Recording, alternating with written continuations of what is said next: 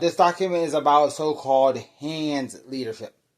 Yeah, hands leadership. Hands leadership, which might also be called Hans leadership, was, for example, a type of leadership that existed during colonial America. Hans leadership was definitely phased out before the War of 1812, please. What is Hans leadership or Hans leadership? See, in modern leadership systems, what happens is memorandums are run. Usually those memorandums are internal and secret.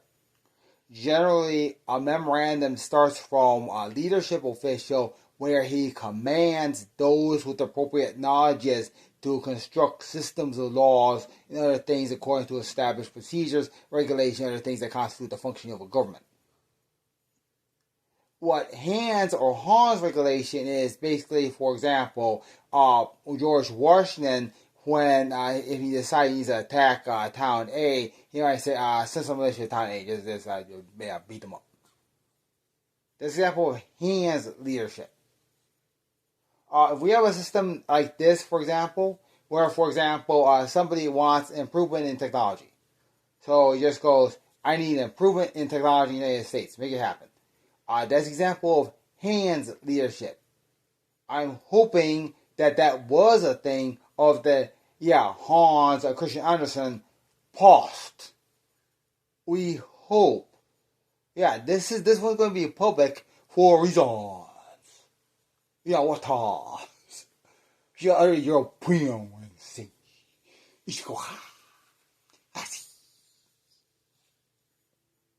Upon request, I was asked to first, let's see if we can construct the government during the Obama administration.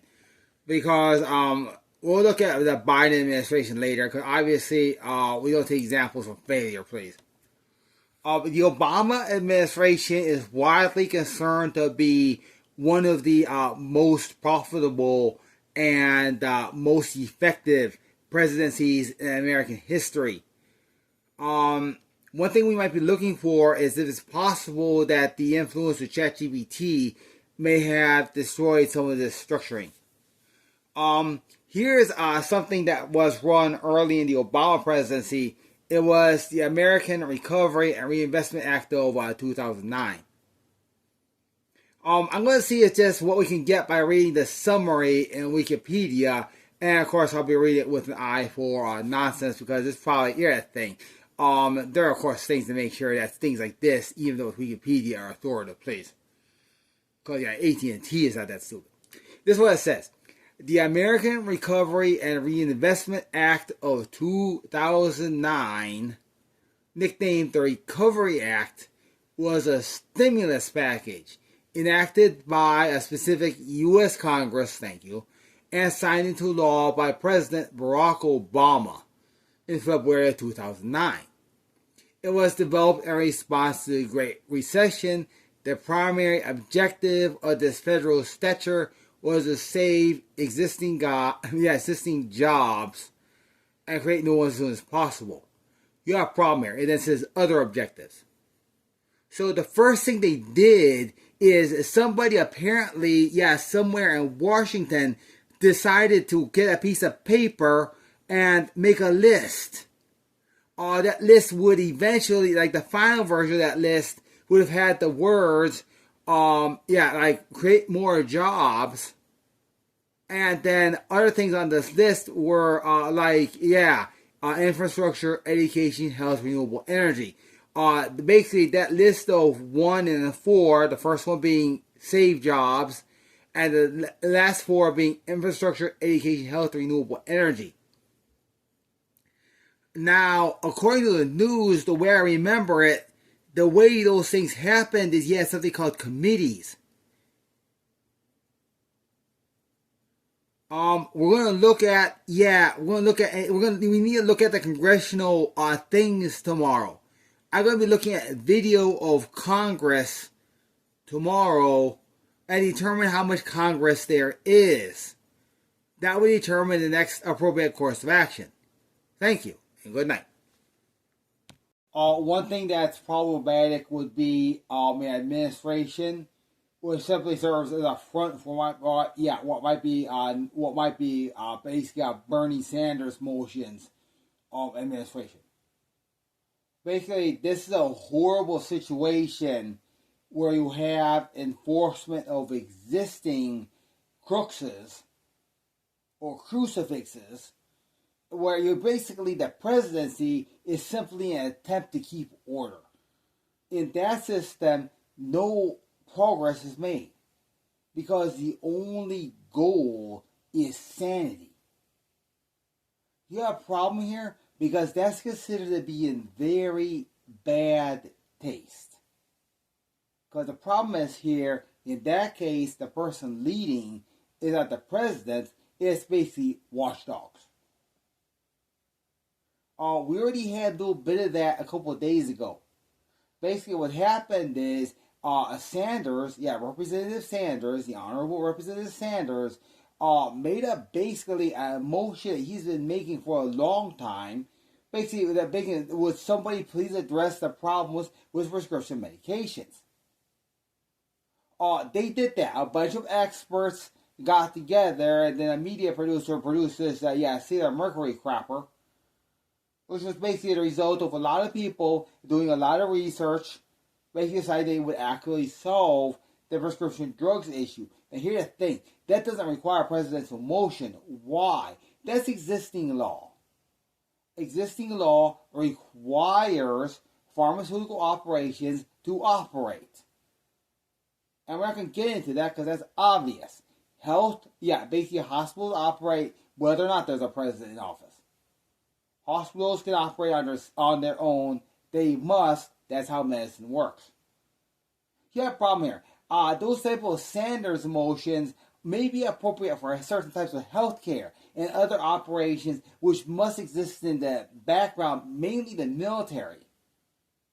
Here's the thing. Those motions are necessarily static. That type of thing is static. Because another type of Sanders operation is this operation here. The way this operation works in advising is I look for precedent. That's a problem. Every time something arrives on my quote-unquote desk, every time something arrives on my virtual desk saying there's a problem, I look for precedent in U.S. history, preferably recent U.S. history. And though we do make alludes to past U.S. history when that's stuff we want to avoid. We're going to be avoided. Basically, Sanders' law is running an entire administration on precedents, which, as I said, because precedents only really come here a problem. You have another problem because it essentially means that all the law in that administration, is a result of pending lawsuits. We might have a bigger problem here. It's what might be called default of rule. It's like basically defaulting on a credit card, but the thing that defaults is, the legal implementation itself. Basically, this would be a situation, if it possibly exists in this country, where there simply is not enough educated personnel that is not housed in legal boxes. Basically, that might simply be a situation where all the leadership is within the confines of legal operations. Basically, that would be like the country being run by perhaps 20 or 30 Thomas J. Henry law offices. Or 20 or 30 Goldman Sachs legal research operations. You have a problem there. Because what that means is there's a desperate need for legal school if that is occurring. Now, if that might be the legacy of Trump, that he basically ordered this schooling to occur to bring the country up to where the president that comes after Trump can be a quote unquote standard presidency, that would be a mirror of reflection to the idea of American. It definitely would be. Because we're going to have a problem here. I'm going to see if it's possible. We're going to see if the people in Washington can possibly run a sensible Washington. We're going to, of course, the thing is, we've got to watch this because we can't allow a collapse situation for obvious reasons. And we're not going to go into what that is. I'm just going to eyeball it. Either we're going to have, a reasonable government by Valentine's Day or we're not.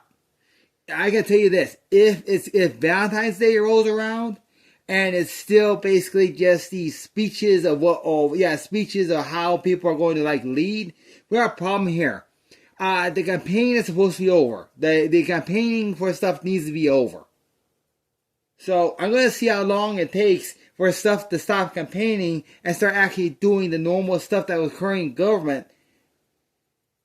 And, I'm going to say more than that. Other than to say that, definitely by April, not later than April. That's for sure. Not later than April. If we need to start the biggest law school operation in history, it will have started, probably long before April. The experts are watching. Thank you. It should be obvious I have this big old bag of tricks. It comes from American history.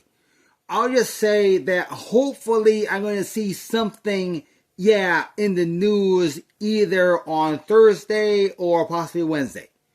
Or even better, tomorrow. Hopefully I'm going to see something specific in the news reports coming through to this thing. Not later than Thursday news.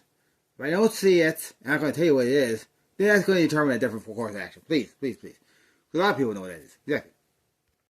Note to self. The left side of Washington not being able to email the right side of Washington for technical reasons. Yes, that last quip does define, the task which is probably going to start about, probably 2 or 3 hours here. Really, after I eat some dinner, I'm going to eat dinner, and I'm going to go, see what's wrong with the Cisco.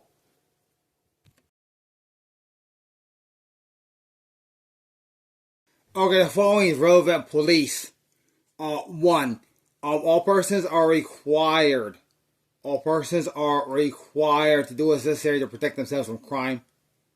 Okay? No one's going to accept that anyone can't help or is in a position where they just have to be attacked by criminals. Okay? 2. Mouthing things is highly unwise. Okay? I'm going to say that. Mouthing things is highly unwise. If a person cannot control their mouth, the actions of other people are to the discretion of the persons being affected.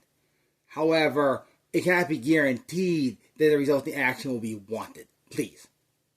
Finally, anybody believing that they're going to interrupt or slow an operation necessary to the success of the United States, better be careful. That's all I'll say. There's another possible problem. That's basically people obeying numbers.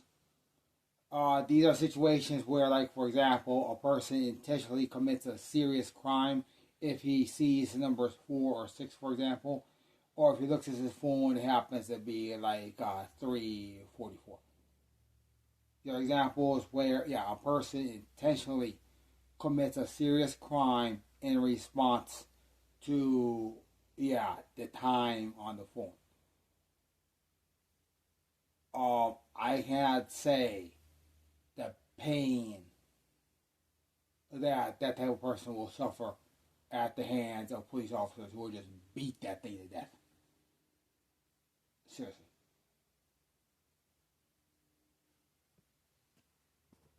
Same goes for obeying a text saying to commit a violent crime. Thank you.